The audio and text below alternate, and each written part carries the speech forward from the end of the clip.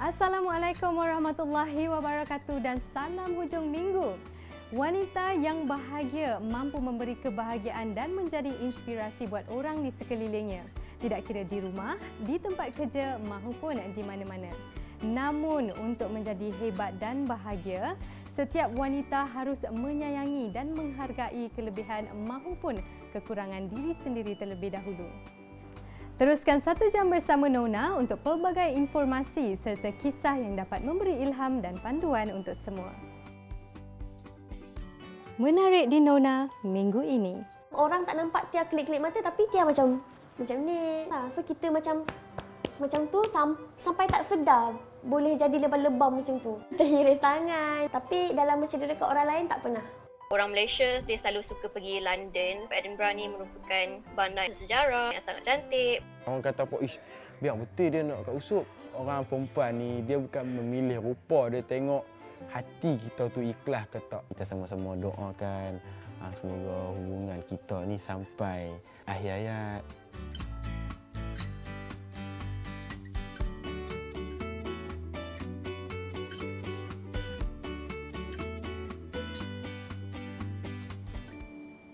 Minggu ini Nona bersiaran dari kediaman pemilik laman Instagram Our Rumah 18, Puan Azalina Alwi dan suami Dr. Ahmad Izzat Tajuddin.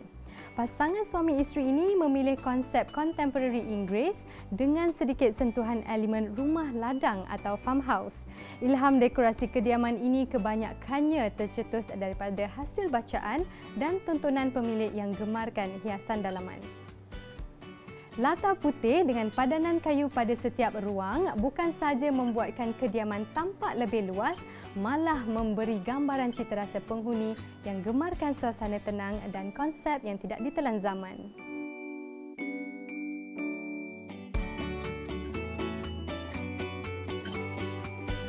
Perkenalan yang bermula sejak 3 tahun lalu akhirnya menerbitkan rasa cinta dan membawa pasangan ini ke jenjang pelamin. Muhammad Saiful Naim Muhammad Nur atau lebih dikenali sebagai Ucup memilih tanggal 4 Februari tahun ini untuk disatukan bersama si cantik manis Nur Fatihah Mat Hashim. Mahligai Cinta berkesempatan mendekati dan berkongsi saat manis bersama pasangan merpati dua sejoli ini.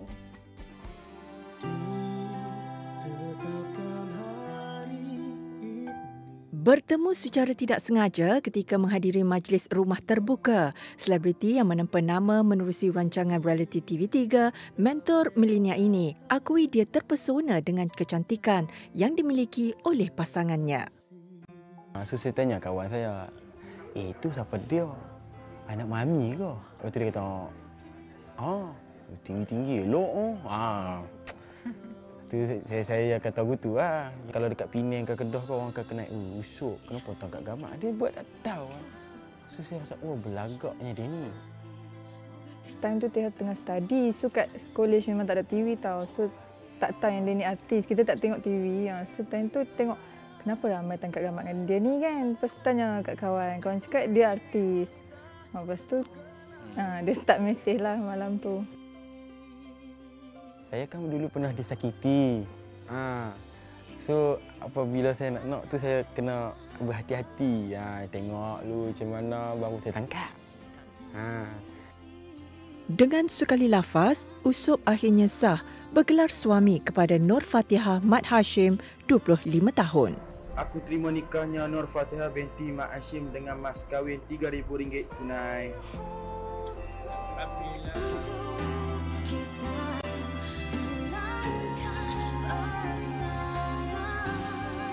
Bagi saya lega lah kan, lega lepas saya tak ingin nak ada isteri yang tinggi pada saya kan. Sebab saya kadang-kadang keberangan. Dulu saya berangan, kalau aku ada bini tinggi daripada aku, rezeki mesti murah. Sebab orang tua kata, kan, kalau bini tinggi daripada kita ni rezeki murah. Kan. Lepas tu lepas saya angkat nikah tu saya rasa macam, lega. Orang kata apa, biar betul dia nak kat Usop. Kan. Orang kata apa, rezeki. Orang perempuan ni dia bukan memilih rupa, dia tengok hati kita tu ikhlas ke tak.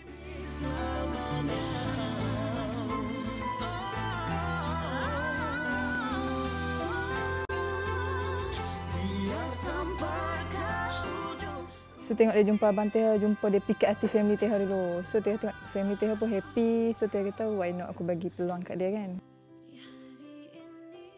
Menerima mas kahwin sebanyak RM3,000 dan seutas gelang emas, Usop juga menyerahkan 7 dulang hantaran kepada pihak perempuan. Kedua mempelai terlihat berseri dengan mengenakan sepersalinan busana songket bagi meraihkan detik bahagia mereka yang berlangsung di Pulau Pinang. Kiri saya ada up, ada down. Dia stay ada dengan saya. Susah lah nak ada orang perempuan yang nak ada dengan kita susah senang. Tu dia sangat-sangat manja sampai kita kata siapa lelaki siapa perempuan ni. Dan itu kalau kita marah kan, dia buat lawak dia, kita jadi macam aku nak marah pun tak edit macam tu lah. Dan jadi macam ni, saya serius kadang-kadang. Kalau saya kalau tak kena, saya kata, saya marah. Walaupun tempoh perkenalan mereka singkat, keserasian antara dua mempelai ini jelas terpancar. Sayang, I harap you boleh jadi isteri yang soleha, taat dekat suami. Lepas tu jadi isteri yang soleha. InsyaAllah kita sama-sama doakan semoga hubungan kita ni sampai akhir hayat. Satu lagi, kalau boleh kan, bajaklah buat nasi kandar.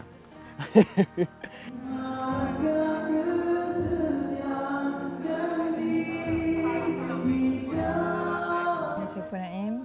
Mami harap you boleh jadi suami yang bertanggungjawab, tegas supaya boleh didik Mami, yang garang kepada I, yang boleh jadi menantu yang baik, anak yang baik. Thank you lah, terima I. Dia berubah jadi lebih mature lepas ni. Oh, nak garang lah. Tegas lah, boleh didik isteri. Jom balik. Baru sahaja mengeluarkan lagu berjudul Sejarah Cintaku, Usop juga bakal menghasilkan sebuah lagi single terbaru.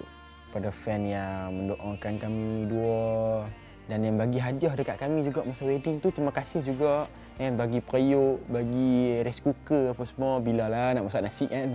Sebab busy dua-dua orang. Kalau ada hadiah apa-apa lagi bolehlah bagi kan. Saya nak PS5 je, tak banyak pun.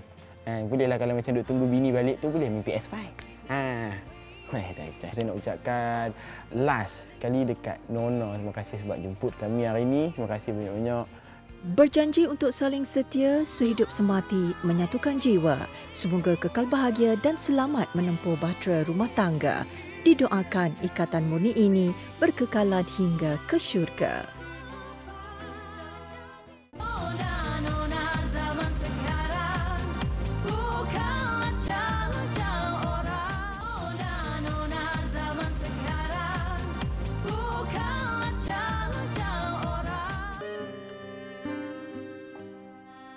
Sering dibuli dan diejek. Ini antara cabaran besar yang perlu dilalui oleh pesakit sindrom Tourette, sejenis penyakit saraf yang menyebabkan pengidapnya melakukan gerakan, mengeluarkan bunyi dan mengungkapkan kata kesat secara tiba-tiba tanpa sengaja. Sebahagian masyarakat menganggap tingkah laku pelik pesakit ini sebagai satu tindakan yang tidak boleh diterima, sedangkan ia adalah di luar kawalan mereka. Bersama Nona menyelami kesukaran yang dilalui oleh Nur Syakina Muhammad kerana penyakit ini serta ikhtiarnya untuk mendidik masyarakat mengenai sindrom Tourette.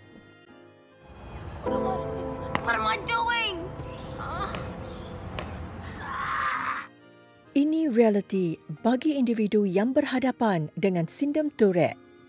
Terpaksa akur dengan tindakan luar kawalan yang kadangkala mampu membahayakan diri mereka sendiri.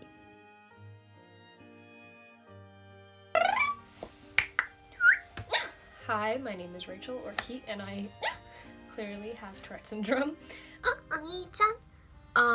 And I Jadi saya try juga buat konten malam ni walaupun saya terlampau penat. Dari mata kasar, penghidap sindrom Tourette mungkin kelihatan normal seperti insan lain. Lebih mesra disapa Tia, siapa sangka wanita cekal ini terpaksa berjuang dengan penyakit yang dihidapinya sejak berusia 8 tahun lagi. Mostly Tia kedip mata lah. Kelip-kelip mata dengan hijacking. Maksudnya macam kepala nak talent-talent macam tu lah. Masa Tia kecil tu, tics Tia tu selalu tukar-tukar. Mula-mula Tia selalu kelip-kelip-kelip. Lepas tu, lepas 2 bulan lepas tu Tia hijacking pula. Lepas tu julur-julurkan lidah. Tapi sering tukar-tukar lah, bertukar-tukar. Selain mengeluarkan bunyi, sindrom Tourette juga mempunyai masalah gangguan saraf yang menyebabkan penghidapnya melakukan pergerakan berulang kali atau tik secara di luar kawalan mereka. Kalau macam orang tak nampak Tia kelip-kelip mata, tapi Tia macam ni. Setiap masa Tia tiks. Tapi dia akan lagi teruk kalau Tia penat, kalau Tia marah, Tia stres. Tia selalu macam rap muka. Anak bola mata Tia lebam. Sometimes Tia macam pukul-pukul diri. Dia sebenarnya bukan nak pukul, tapi kita rasa macam ada something. Kita rasa macam nak ramas, kita rasa macam tak puas lah. So kita macam tu sampai tak sedar boleh jadi lebam-lebam macam tu. Terhiris tangan. Kadang kita tak nak letak pisau, tapi tics tu buat kita macam nak pegang pisau tu letak dekat sini. So kita macam tu lah. Tapi dalam bercedera dekat orang lain tak pernah. Keadaan yang tidak normal ini juga menyebabkan Tia seringkali dibuli, bukan sahaja ketika di bangku sekolah, malah turut diejek dan diajuk di tempat kerjanya sebelum ini. Memang Tia ada macam-macam gelaran dia orang bagi. Yang paling Tia tak lupa, dia orang panggil Tia Sawan lah. Kalau kita nak berjalan pergi makmal ke apa kan, Sawan macam tu. Sebab yelah kita macam tu kan. So dia orang macam pelik lah. Orang selalu tanya, kenapa selalu buat macam tu? Nak menjalani kehidupan tu susah kan, sebab kita tak tahu kenapa kita macam tu. Macam ada juga orang yang cakap orang Tourette syndrome ni fake lah kau ni, macam buat-buat je. Ada je orang cakap macam cuba kawal. Kalau boleh, kita orang tak nak kawal, kita orang nak hilangkan je. Selain bergantung kepada ubat-ubatan yang disarankan oleh doktor pakar saraf, pesakit sindrom Tourette juga perlu mendapatkan khidmat nasihat daripada doktor psikiatri bagi membantu mereka mengawal emosi. Yang pertama sekali, dalam proses untuk kita pulih daripada masalah-masalah ini, kita perlulah mengakui bahawa kita sememangnya ada masalah tersebut dan kita bersedia untuk melakukan apa sahaja yang patut untuk pulih kembali kepada situasi asal. Rawatan yang berbentuk psikoterapi yang spesifik, sebagai contoh kognitif behavioral therapy ataupun umumnya behavioral therapy itu sendiri boleh membantu seseorang yang mempunyai masalah Tourette untuk mengawal gejala-gejala yang mereka alami. Pengidap sindrom ini perlu sentiasa mendapatkan rawatan susulan dan laporan diagnosis dari masa ke semasa selain pelbagai lagi inisiatif bantuan kendiri. Sebagai contoh saya bagi satu adalah behavioral reversal training. Maksudnya mereka akan belajar bagaimana untuk mengelakkan mereka melakukan sesuatu yang sebahagian daripada gejala Tourette. Katakanlah dia punya Tourette tu adalah dia suka snap finger. Pertama, kenal pasti gejala tersebut sebagai urge ataupun keinginan untuk snap the fingers. Yang kedua adalah mereka instead of snapping the fingers, mungkin mereka genggam tangan mereka itu. Jadi kita akan lakukan sesuatu yang berbeza ataupun bertentangan dengan apa yang biasa gejala Tourette lakukan. So banyak cara untuk menghadapinya, itu adalah sebahagian daripadanya. Dan of course ubat-ubatan adalah salah satu sekiranya keadaan Tourette tersebut sangat teruk. Bagi memberi lebih kesedaran kepada masyarakat, pelbagai platform digunakan oleh ramai pengidap sindrom Tourette ini supaya orang ramai lebih berfikiran terbuka dan tidak menyisihkan kelompok mereka. Sebenarnya daripada kecil kan Tia dibuli kan. Lepas tu dengan mak ayah Tia, sebenarnya dia orang cakap tak lawa buat macam tu kan. So bila Tia buat awareness ni, mungkin Tia boleh bantu ibu bapa yang dekat luar sana. Mungkin dia orang dah perasan anak dia orang tu kelip-kelip. Macam behavior dia orang tu macam lain daripada orang lain. Mungkin dia orang tahu, oh agaknya anak saya ni Tourette syndrome. So dia orang boleh pergi hospital. Cekal membesarkan dua orang anak yang masih kecil, ibu tunggal ini bersyukur kerana penyakit yang dihidapinya tidak teruk sehingga boleh membahayakan nyawa serta keselamatan mereka. Namun Tia mula berasa bimbang apabila anak sulungnya, Puteri Nur Alisha Ardani 7 tahun, juga menunjukkan simptom Tourette yang ringan seperti mengenyitkan mata berulang kali. Orang-orang yang kat luar sana tu terima kita orang macam orang normal lah. Macam contoh kita orang nak beli baju ke, nak beli makanan. So orang tahu, oh mesti ada Tourette syndrome. So treat kita orang macam orang biasa. Lagi-lagi yang masih bersekolah tu kan, dia orang tak pandang pelik lah dekat penghidap Tourette syndrome. Berat mata memandang, berat lagi bahu yang memikul. Sudah sebati dengan tomahan dan pandangan aneh daripada orang sekeliling, Tia amat berharap masyarakat tidak terus memandang individu sepertinya sebagai satu bahan jenaka.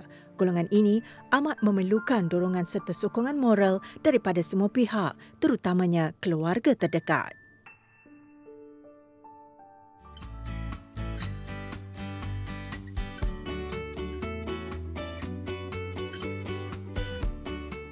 Bagi penggemar fashion, perincian rekaan busana hasil gabungan idea daripada K. Rahman dan Firdaus Kamal semakin mencuri tumpuan. Ditubuhkan pada tahun 2019, terbaharu jenama Thalia Atelier tampil dengan koleksi baralik gadang iaitu fashion busana pengantin yang diinspirasikan daripada adat Minangkabau. Penampilan Raja Sehari dengan busana yang indah dan menarik pastinya akan meninggalkan kenangan manis di majlis perkahwinan mereka. Pemilik butik Thalia Atelier, K. Rahman dan Firdaus Kamal mengilhamkan busana pengantin dengan rekaan tradisional. Okey, pada awalnya Thalia kita memulai daripada ready to wear lah. Kita buat collection baju raya, baju casual ada juga and scarf lah. Dan selepas tu baru kita proceed untuk baju nikah, baju custom lah, custom nikah, baju raya semua. Dan kita ada package lah untuk baju nikah daripada Thalia.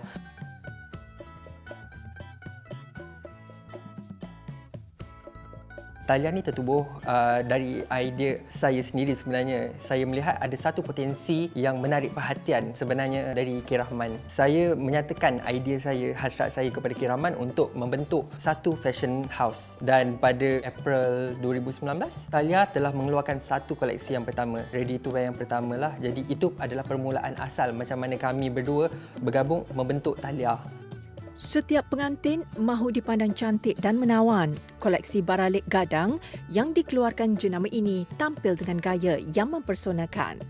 Okey, baralik gadang ni kita berinspirasikan daripada adat Minangkabau lah. Okey, maksud baralik gadang tu adalah pesta secara besar-besaran dari adat Minangkabau. Sebab kalau kita tengok, perkahwinan kita ada bertunang, merisik, menikah, bersanding dan bertandang. So, dalam koleksi baralik gadang ni kita ada daripada baju bertunang, merisik sampailah ke bertandang semua tu.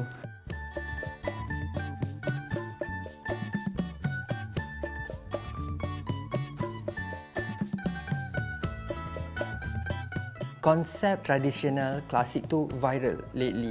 For the past 3 years, kita tengok ramai orang nak balik baju kurung klasik, baju kurung tradisional. Tak ada satu pun konsep yang diketengahkan daripada adat Minangkabau. Kita perasan ada satu loophole dekat sini, ada satu kelompongan. Bila ada satu kelompongan, kita perasan ini adalah peluang kita untuk tonjolkan satu budaya yang menarik yang ramai terlepas pandang. Jadi kita pilih untuk angkat adat pemakaian klasik tradisional adat Minangkabau ni untuk kita peragakan satu Malaysia. Mempunyai lebih daripada 5 jenis rekaan untuk koleksi terbarunya, gabungan idea daripada dua pereka fashion ini sentiasa menghasilkan busana yang selesa dan sesuai dengan majlis. Baju tu tak semestinya kita ambil daripada konsep perkahwinan. Kita ambil juga daripada konsep atap bumbu Minangkabau lah. Macam dari segi rumah, dari segi diorang punya culture, semua tu. Normally, baju wedding mesti warna putih. Tetapi Thalia dalam baralik gadang, kita bawa ada kepelbagaian warna.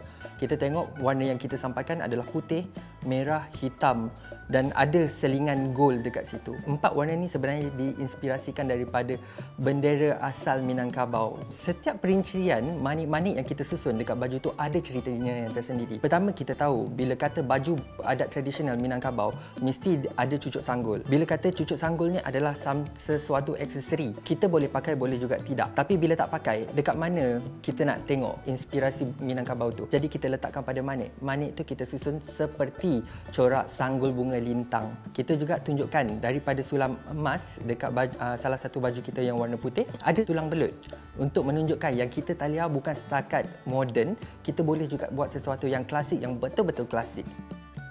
Untuk memberi kelainan, Thalia Atelier juga turut menyediakan aksesori perkahwinan seperti selendang yang direka khas bertahtakan batu permata dan manik sebagai pelengkap penampilan Raja Sehari. Setiap individu ada keistimewaannya. Macam K, keistimewaan dia pada potongan dan jahitan. Sangat kemas, sangat precise. Dari segi potongan baju pada badan sangat terletak. Itu yang dia pentingkan. Tapi pada saya, untuk bahagian saya pula, apa yang penting adalah saya perincikan pada bahagian manik-manik, pada detailing, pada perkara-perkara perincian ni. Jadi dekat sini kita ada check and balance. Dari segi potongan kita precise. Daripada segi perincian kita pun tak kalah. Dekat sini kekuatan kita sebagai designer.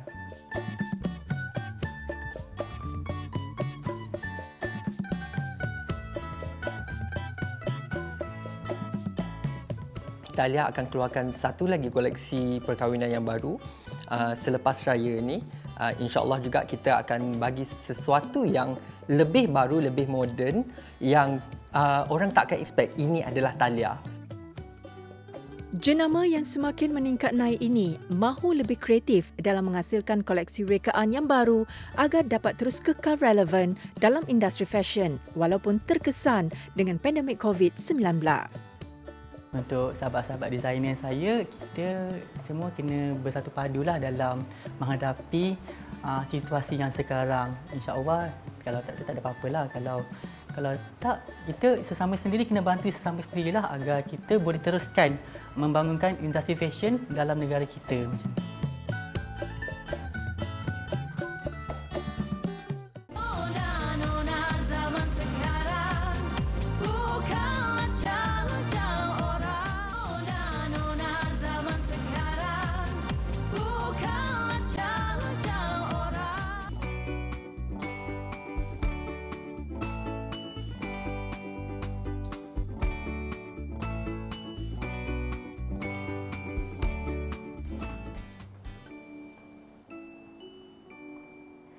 Menu gulai keladi udang antara juadah tradisi turun-temurun yang popular di Malaysia, terutamanya dalam kalangan masyarakat dari Pantai Timur. Meskipun jarang dihidangkan, namun masih terdapat variasi resepi gulai keladi kerana setiap negeri mempunyai cara masakan yang berbeza dan tersendiri. Segmen Air Tangan minggu ini berkongsi cara penyediaan hidangan ini versi negeri Kelantan.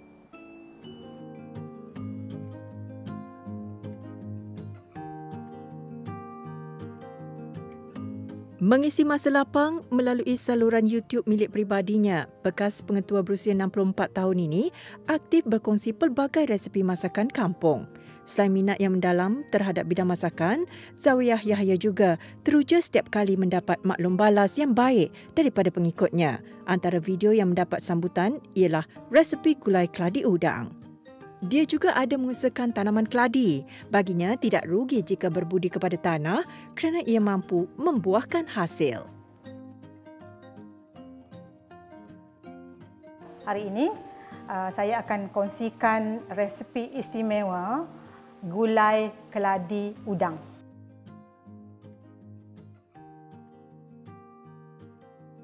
Bahan utamanya tentulah keladi. Keladi ini dah direbus. Tadi dalam 3 pokok. Udang ni dalam 400 gram. Santan, cili kering dalam 6 batang, 2 keping asam beluga, kunyit dalam 1,5 inci, bawang putih 3 ulas, 2 inci lengkuas, bawang merah 10 ke 12 ulas, garam dan gula. Keladi perlulah direbus terlebih dahulu sehingga empuk. Masukkan keladi ke dalam air rebusan bersama asam keping. Biarkan mendidih selama 30 minit. Mula-mula sekali kita akan blendkan semua bahan tadi kecuali asam keping. Okey, ini bahan-bahan yang dah di-blend tadi ya. Kita tambahkan santan. Okey.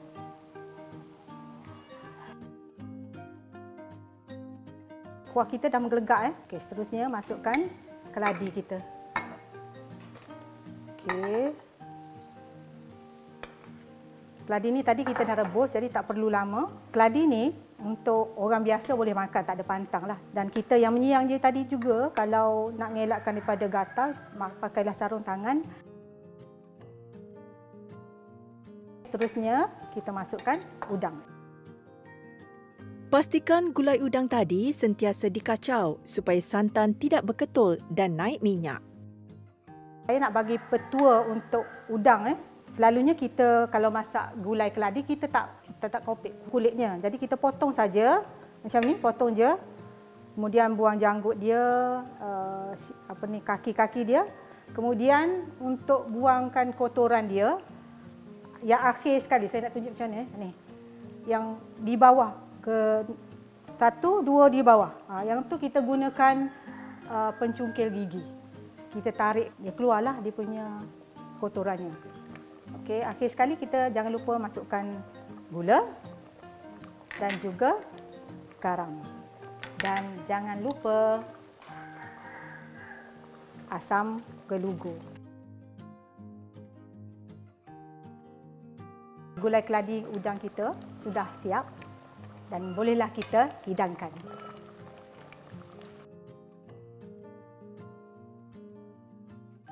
Okey, ini dia gulai keladi udang cara saya. Selamat mencuba semua.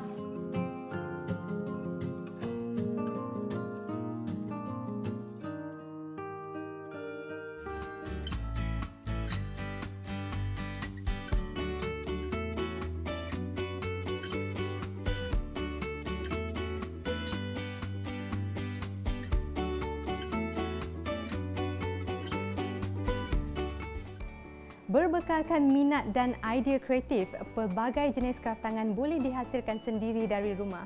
Lebih menarik lagi apabila seni kreativiti yang dihasilkan mampu menjadi sumber pendapatan. Segmen DIY minggu ini berkongsi penghasilan barangan kegunaan harian seperti beg, topi dan pakaian bayi menggunakan seni krochet.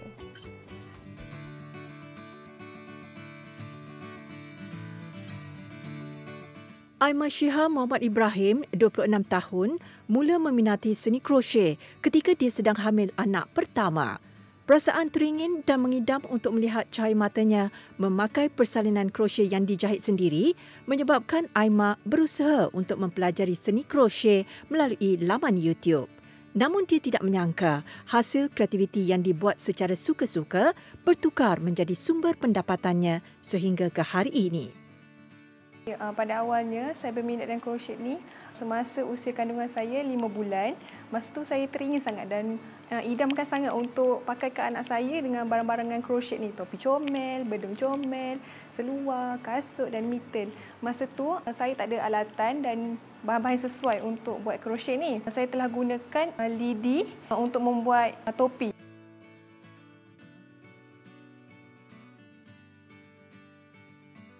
Untuk kait topi, kita tengok kepada design dan pattern.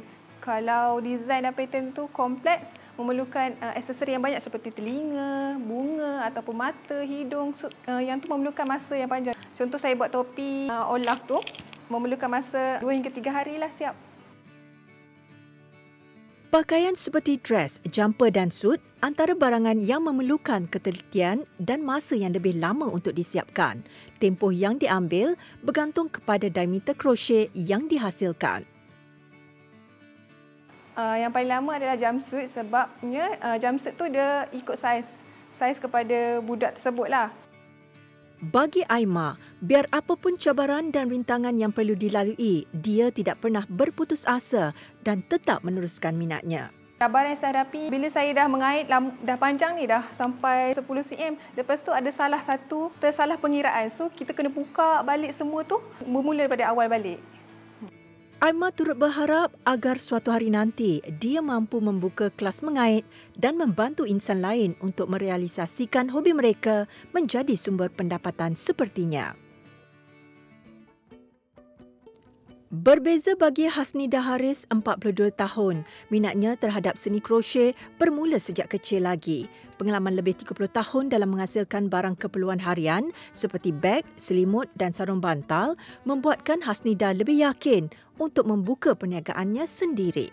Bagi Hasnida, jahitan yang kemas sangat penting apabila menghasilkan barangan krochet selain pemilihan warna dan corak yang kreatif. Hai penonton Nona. Hari ini saya akan membuat demo sarung bantal menggunakan crochet teknik granny. Antara peralatan yang diperlukan ialah gunting, jarum kait, jarum dan benang fento. Teknik pertama, kita akan membuat magic ring. Teknik ring adalah asas jahitan bagi menghasilkan corak yang berbentuk bulat. Buat double crochet sebanyak 12 kali. Untuk membuat double crochet, lilitkan tali benang terlebih dahulu. Kemudian, masukkan jarum ke dalam lubang pada jahitan seterusnya. Ulang teknik ini sehingga mendapat hasil jahitan berbentuk bulat. Okey, teknik pertama selesai. Kita akan guna gunting untuk potong lebihan. Okey, benang yang seterusnya kita akan menggunakan benang putih. Jahitan yang digunakan seterusnya ialah teknik double crochet. Kait benang sehingga membentuk lapisan luar dan kemudian potong lebihan benang. Langkah yang seterusnya, kita akan gunakan benang yang ketiga. Warna benang. Masukkan dan saya akan menggunakan teknik half double crochet. Penggunaan half double crochet sebanyak 3 kali dalam setiap lubang. Ulang proses ini untuk lapisan keempat dengan menggunakan warna benang yang sama. Kita akan melakukan proses yang sama mengikut warna-warna yang berbeza dan mengikut cita rasa yang berbeza. Teknik seterusnya, benang asas perlu dicantumkan dengan benang putih. Jahitan benang perlulah dimatikan dan disusun mengikut warna sebelum dicantumkan. Ini adalah hasil sarung bantal yang kita kait tadi. Selamat mencuba. Selain cantik dan sesuai untuk dijadikan hobi, kepelbagaian hasil seni krochet ini juga boleh menjadi sumber pendapatan dari rumah bagi anda yang kreatif dan berdaya saing.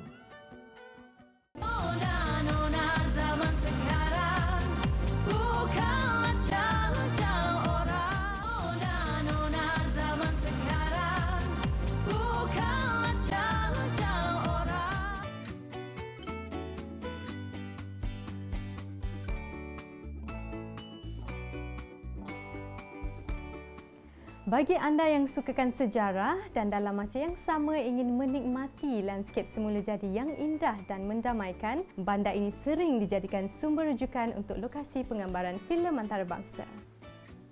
Bersama rakyat Malaysia yang menetap di sana, Arifah Husna Badlisyah berkongsi pengalamannya berada di kota yang sangat indah di Eropah. Edinburgh merupakan ibu negeri dan bandar kedua terbesar di Scotland. Kedudukannya yang terletak di tengah bandar menjadikan Edinburgh antara destinasi yang wajib dikunjungi sekiranya melancong ke sini. Saya mula menetap di United Kingdom sejak tahun 2018 sebagai pelajar undergrad di Newcastle University, England, dan seterusnya saya buat Masters in Marketing di University of Edinburgh, Scotland. Sekarang Alhamdulillah saya sedang bekerja dalam bidang digital marketing di sini. Jadi saya dah menetap di Edinburgh dalam setahun lebih dan dia memang merupakan bandar favourite saya di UK. So, orang Malaysia selalu suka pergi London saja, tapi saya rasa mereka sangat rugilah kalau tak lawat Edinburgh sekali. So Old Town ni, kawasan ni sangat menarik sehingga mendapat pengiktirafan UNESCO sebagai warisan dunia. Dan banyak bangunan bersejarah lah dekat Old Town. Contohnya St. Giles Cathedral. Lepas tu ada banyak tugu, tokoh-tokoh terkenal seperti Adam Smith dan David Hume. Lepas tu memang ramai pelancong yang suka datang dekat Old Town ni. Ada banyak kedai cenderamata dan kita selalu boleh lihat orang Scottish yang pakai baju tradisional mereka iaitu kilt.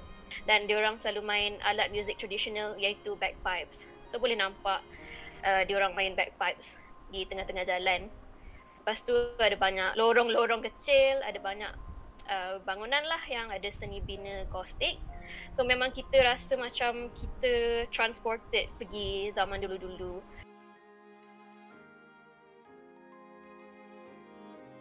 Keunikan kota Edinburgh ini pastinya menarik minat mereka yang cintakan sejarah. Reka bentuk bangunan dan budaya masyarakat di sini menyimpan kisah sejarahnya yang tersendiri dan menjadi tarikan utama.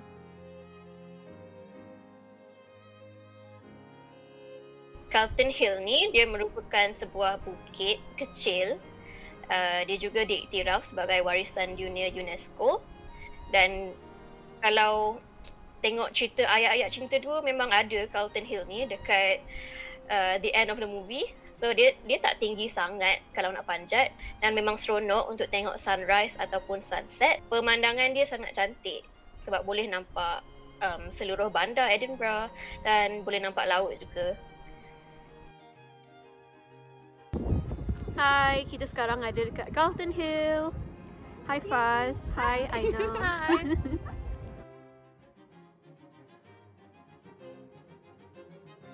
So Victoria Street ni jalan yang sangat terkenal sebab dia ada banyak bangunan yang warna-warni. Lepas tu bentuk dia pula macam melengkung. So jalan ni memang jadi tarikan pelancong lah, dan dia memang banyak kedai cenderamata, kafe-kafe dan sebagainya. Lepas tu dia dikatakan menjadi inspirasi untuk Diagon Alley dalam cerita Harry Potter, iaitu tempat yang watak utama pergi untuk beli magical objects untuk dibawa balik ke sekolah Hogwarts. Actually setiap ada Harry Potter walking tour dekat Edinburgh yang memang dia akan bawa pergi dekat Victoria Street. Satu lagi dekat Victoria Street ni ada restoran bernama Bertie's Fish and Chips. Lepas tu fish and chips dia sangat crispy dan sedap. Saya memang boleh recommend lah. Lepas tu yang penting dia dimasak pakai minyak sayuran. So orang Islam boleh makan tanpa was-was. So Edinburgh Castle ni dia wujud sejak abad ke-12. Zaman dulu castle ni memang menjadi tempat pejabat diraja dan dia juga merupakan benteng pertahanan. Dia terletak di kawasan yang tinggi macam kat atas bukit, atas batu yang besar. So boleh dari jauh dah boleh nampak musuh datang zaman dulu. Lepas tu dia juga dikatakan menjadi sumber inspirasi untuk Hogwarts Castle dalam cerita Harry Potter. So sekarang setiap hujung minggu ada pasar yang berdekatan dengan Edinburgh Castle. So dia banyak jual cenderamata, makanan dan sebagainya.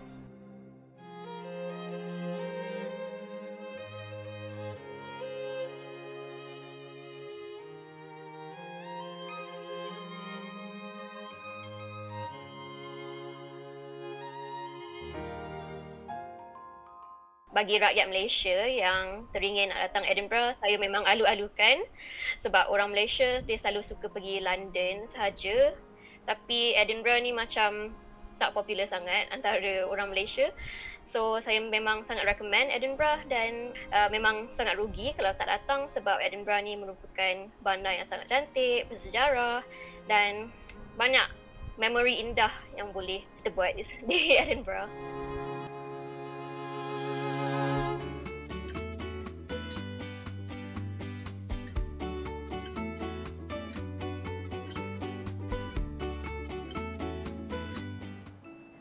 Kekuatan individu tidak dilihat daripada kemampuan fizikal, tetapi ia dinilai daripada semangat yang tidak pernah mengalah. Buang stigma negatif yang bermain di fikiran dan yakinlah dengan potensi diri. Jadikan kekurangan sebagai satu kelebihan agar ia mampu menjadi inspirasi buat semua. Baiklah, hampir sejam bersama Nona, kita sudah pun sampai di penghujung siaran. Terima kasih diucapkan kepada Puan Azalina Alwi dan suami Dr. Ahmad Izzat Tajuddin dari Awal Rumah 18 kerana sudi menerima kunjungan kami pada kali ini. Jangan lupa layari laman Facebook dan Instagram kami di TV3 Nona. Jaga diri. Assalamualaikum.